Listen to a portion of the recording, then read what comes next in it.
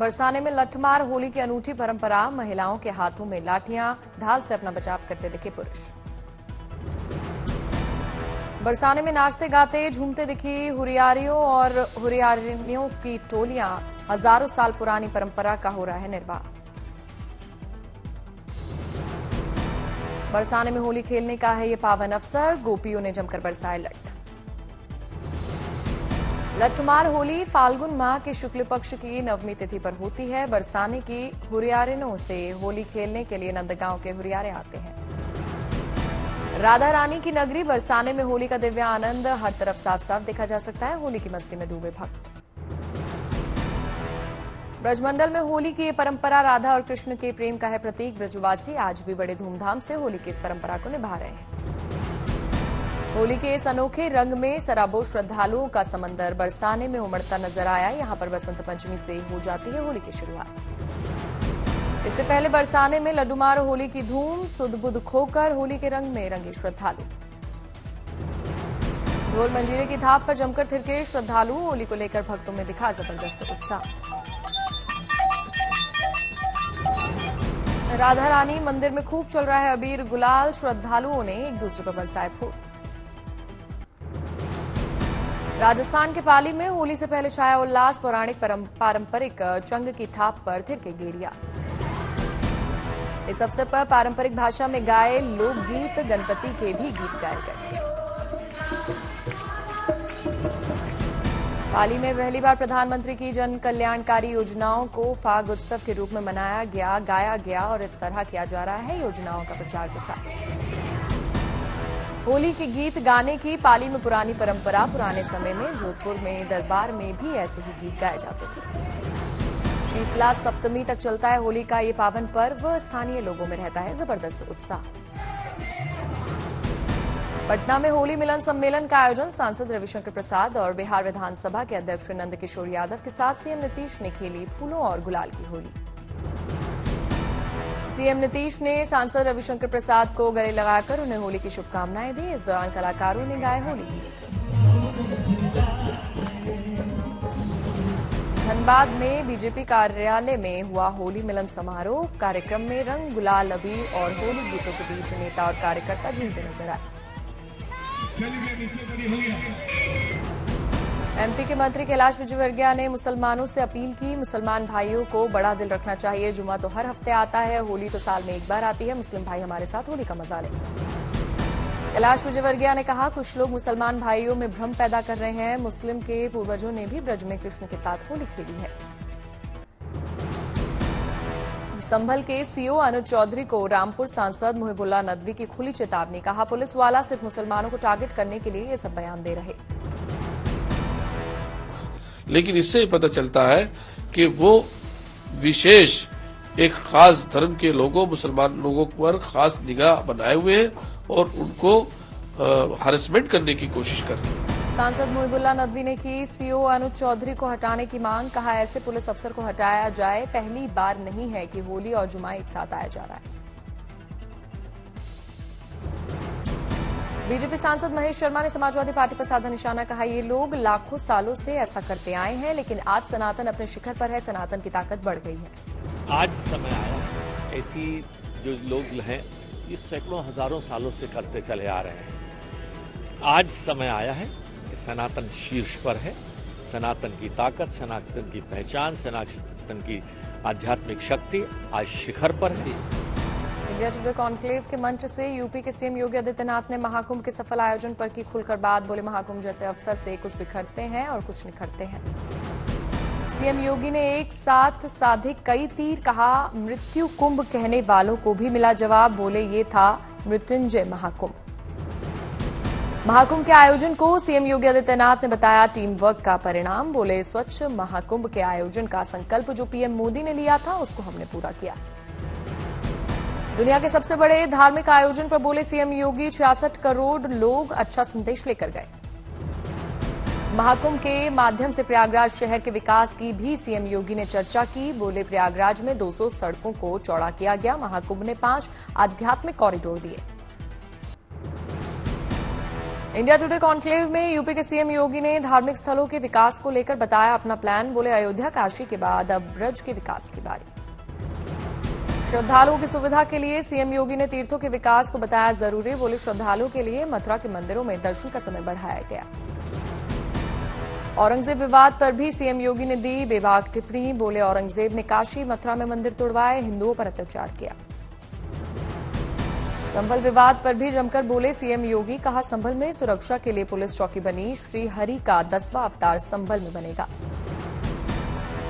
UP की सियासत से दिल्ली के सियासी सफर पर विचार करने के सवाल पर बोले सीएम योगी आदित्यनाथ। मैं दिल्ली से ज्यादा गोरखपुर लौटने को हूं उत्सुक। अंतर्राष्ट्रीय महिला दिवस के मौके पर गुजरात के नवसारी पहुंचे प्रधानमंत्री मोदी। लखपति दीदियों से की बातचीत। देश में पहली बार पूरी तरह महिलाओं ने संभाली पीएम की सिक्योरिटी। हेलीपैड से लेकर कार्यक्रम स्थल तक की मिली थी जिम्मेदारी। वानसी बोरसी में 1.5 लाख लखपति दीदियों को किया सम्मानित। प्रमाण पत्र भी किए वितरित। पीएम मोदी ने जी सफल पहल का भी शुभारंभ किया। अंत्योदय परिवारों की महिलाओं में बढ़ेगी आर्थिक आत्मनिर्भरता। समारोह से पहले पीएम मोदी का भव्य रोड शो। लोगों ने फूल बरसाकर किया स्वागत। नवसारी में महिला दिवस पर आयोजित कार्यक्रम को पीएम मोदी ने किया संबोधित। खुद को बताया दुनिया का सबसे धनी व्यक्ति। कहा करोड़ों माताओं बहनों का आशीर्वाद है मेरे पास। पीएम मोदी ने अनुच्छेद 370 का किया जिक्र। बोले लाखों मुस्लिम महिलाओं की जिंदगी बर्बाद होने से बचाई। पहले वहां महिलाएं मूलभूत सुविधाओं से थी वंचित। मातृत्व अवकाश को लेकर बोले पीएम मोदी। कहा पहले 12 हफ्ते मिलता था मातृत्व अवकाश, हमने बढ़ाकर 26 हफ्ते कर दिया। हर क्षेत्र में बढ़ते कदम की भी पीएम मोदी ने तारीफ की। कहा साल 2014 के बाद से देश के महत्वपूर्ण पदों पर तेजी से बढ़ी है महिलाओं की जिम्मेदारी। पीएम मोदी ने देश के विकास में बताया महिला श्रम का बड़ा योगदान। बोले महिला नेतृत्व का एक महान उदाहरण है भारत।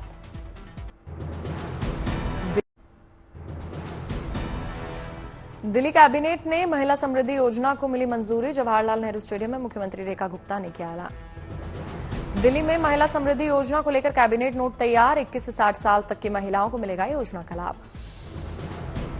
महिला समृद्धि योजना का लाभ उठाने के लिए पंजीकरण कराना होगा जरूरी। शुरुआत में बीपीएल कार्ड धारकों को ही मिलेगा लाभ। महिला समृद्धि योजना के लिए दिल्ली में 5 साल से निवासी होना चाहिए। दूसरी योजनाओं का लाभार्थी नहीं होना भी शर्त। रेखा गुप्ता ने संगठन की सोच को किया सलाम। बोली केवल बीजेपी में महिलाओं का सम्मान। सीएम योगी ने ग्रेटर नोएडा में महाराणा प्रताप की प्रतिमा का किया अनावरण। जनसभा को किया संबोधित। सीएम योगी ने अपने भाषण में विपक्ष को जमकर घेरा। बोले जो अपने राष्ट्रीय नायकों का सम्मान नहीं कर सकता वो किसी मानसिक विकृति का शिकार है। बिहार के 5 दिन के दौरे पर मोहन भागवत। आज और कल मुजफ्फरपुर में शाखा में प्रांत कार्यकर्ताओं से मुलाकात का कार्यक्रम। गोपालगंज में बाबा बागेश्वर का बड़ा बयान। कहा हिंदू राष्ट्र के लिए होगा संविधान का संशोधन। पटना में मुख्यमंत्री आवास पहुंची सैकड़ों रसोइये। अपनी मांगों के समर्थन में मुख्यमंत्री आवास के सामने ही धरने पर बैठी। महाकुंभ के सफल आयोजन के बाद मुख्यमंत्री योगी आदित्यनाथ की बीजेपी अध्यक्ष जेपी नड्डा से शिष्टाचार मुलाकात। कई मुद्दों पर की चर्चा।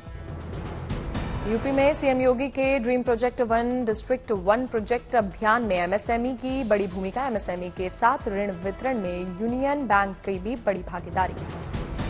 लखनऊ में यूनियन बैंक ऑफ इंडिया की एमडी और सीईओ मणि मेखले योगी सरकार के एमएसएमई कार्यक्रम में हुई शामिल। बोली एमएसएमई रोजगार के लिए सबसे अच्छा मॉडल। कॉर्पोरेट बिजनेस सेंटर के नए भवन का उद्घाटन भी किया। रोहतक में बाबा मस्तनाथ के वार्षिक मेले में पहुंचे सीएम नायब सिंह सैनी। बाबा मस्तनाथ की समाधि पर सीएम नायब सिंह सैनी ने टेका माथा।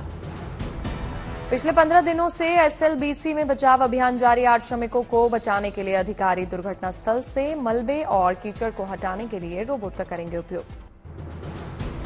जमशेदपुर के जाहिर थान में प्रकृति की उपासना का महापर्व बाहा बोंगा धूमधाम से मनाया गया। सीएम हेमंत सोरेन ने पत्नी कल्पना सोरेन के साथ पूजा अर्चना कर राज्य के सुख समृद्धि की कामना की। जामतारा में काशी सुमेरु पीठ के जगत गुरु शंकराचार्य नरेंद्रानंद सरस्वती ने झारखंड में हो रहे धर्मांतरण पर रोक लगाने की वकालत की। बोले धर्मांतरण में शामिल लोगों की संपत्ति हो जब्त। राजस्थान की भजनलाल कैबिनेट ने कई अहम फैसले लिए। 50 से अधिक छात्रों वाले कोचिंग सेंटर्स को रजिस्ट्रेशन कराना जरूरी। राज्य सरकार के सभी कार्यालयों में दिव्यांगों के लिए बाधा रहित प्रवेश सुनिश्चित किया जाएगा। दिव्यांग कर्मचारियों को ट्रांसफर और प्रमोशन में प्राथमिकता मिलेगी। कड़ी मशक्कत के बाद वन विभाग के पिंजरे में कैद हुआ खूंखार तेंदुआ, लोगों ने ली राहत की सांस। राहुल गांधी ने कांग्रेस कार्यकर्ताओं के साथ किया संवाद, कहा मैं ये कहना चाहता हूं कि गुजरात को कांग्रेस पार्टी रास्ता नहीं दिखा पा रही। राहुल गांधी के कार्यकर्ताओं को दो टूक, कहा गुजरात कांग्रेस में दो तरह के लोग हैं, एक है जो जनता के साथ खड़ा है, दूसरा है जो जनता से दूर है और उसमें से आधे बीजेपी से मिले। जनता से कटा हुआ है, दूर बैठता है, जनता की इज्जत नहीं करता है,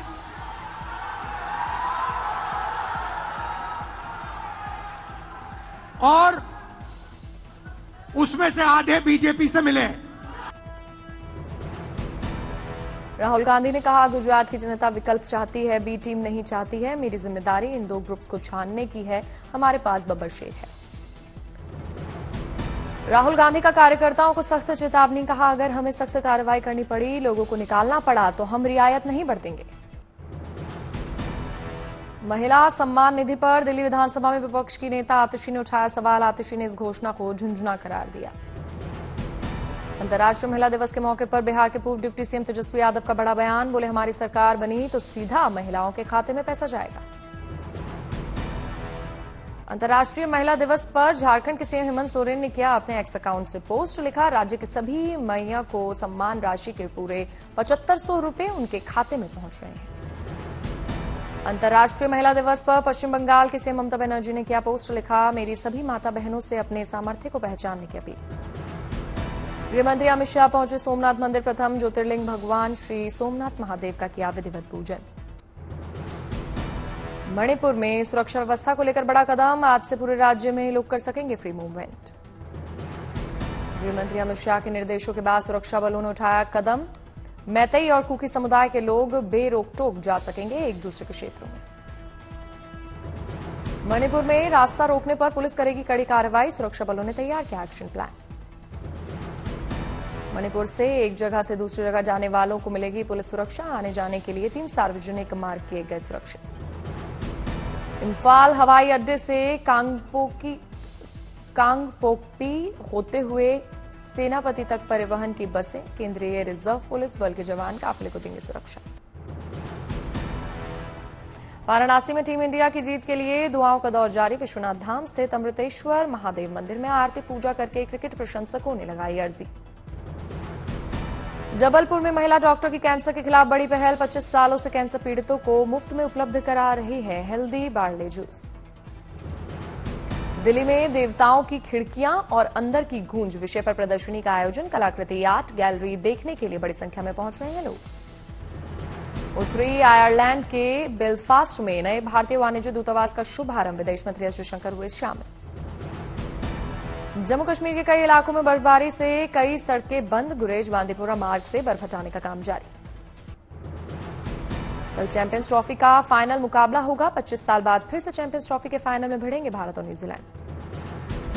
कल दुबई में भारत न्यूजीलैंड के बीच खेला जाएगा खिताबी मुकाबला, दोपहर 2:30 बजे से शुरू होगा मैच।